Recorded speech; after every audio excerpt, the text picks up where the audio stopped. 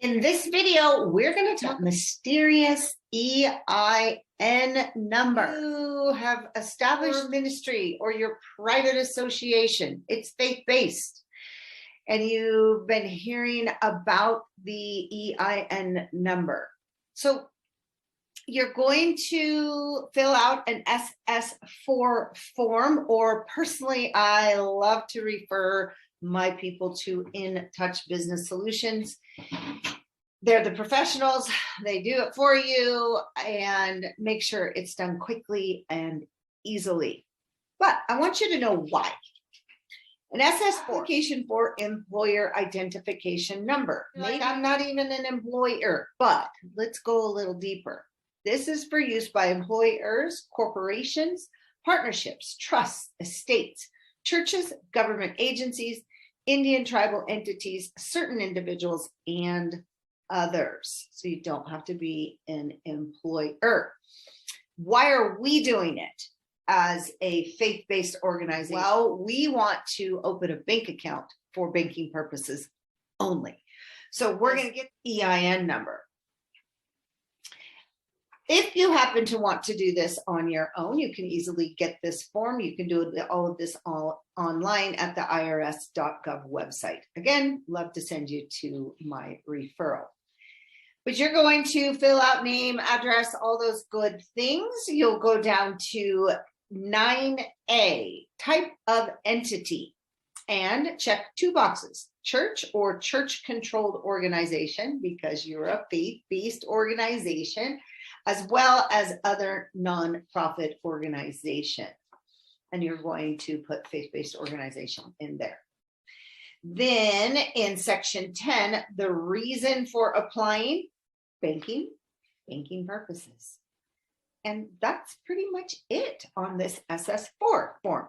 Some people, again, they like to do it themselves, but I've heard some horror stories about it taking a really long time when you do it yourself. Okay, then you're going to get the very fun and a little bit scary letter back from our favorite place, the IRS. It's not scary. They just make it sound scary. They make it sound like you need to do something that you do not. So you're going to get to this section where it says assigning, it's third paragraph, assigning an EIN does not grant tax-exempt status to nonprofit organizations.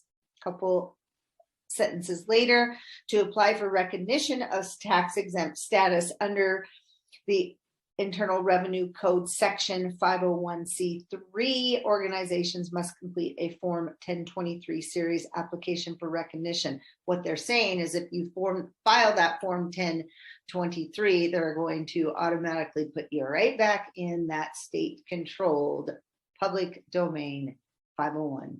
See, do not fill out any form.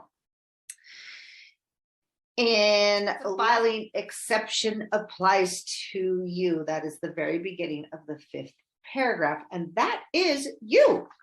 A filing exception does apply to you. Let me tell you why from this really great resource. Regarding tax-exempt status under the U.S. Federal Tax Code 26 U.S.C. Section 508C1A, churches, their integrated auxiliaries, you, and conventions or associations, you, of churches fall under a mandatory exception to the filing requirements that charitable organizations must follow to receive tax-exempt recognition by the IRS, and are therefore not required to file Form 1023. The mandatory exception of Section 508 is recognized and confirmed in the instructions for that Form 1023. The instructions state that certain types of organizations may be considered tax exempt under Section 501c3, even if they do not file 1023, Form 1023. It then lists our phrase, churches, integrated auxiliaries of churches, and conventions and associations of churches among the examples. It says that these organizations aren't required to seek recognition of exception. How cool, huh? This is also supported by IRS Publication 557, which states a church, its integrated auxiliaries, or convention or association of churches are not required to file Form 1023. For clarification for your donors, if they're donating to, when they're donating to your organization, you can deduct your contributions only if you make them to a qualified organization. As examples of qualified organizations, it does list churches, a convention or association of churches, temples, synagogues, mosques, and other religious organizations.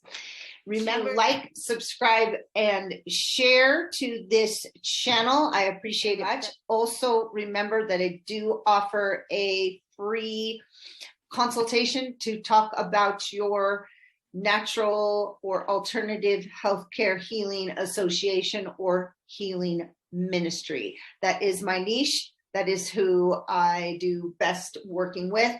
If that is you, you are my ideal client. So we will most likely work together very, very well. This is the area that I have chosen to study in, and I get to apply those gifts and talents. So I hope to speak with you soon. Links are below, and we'll see you in the next video.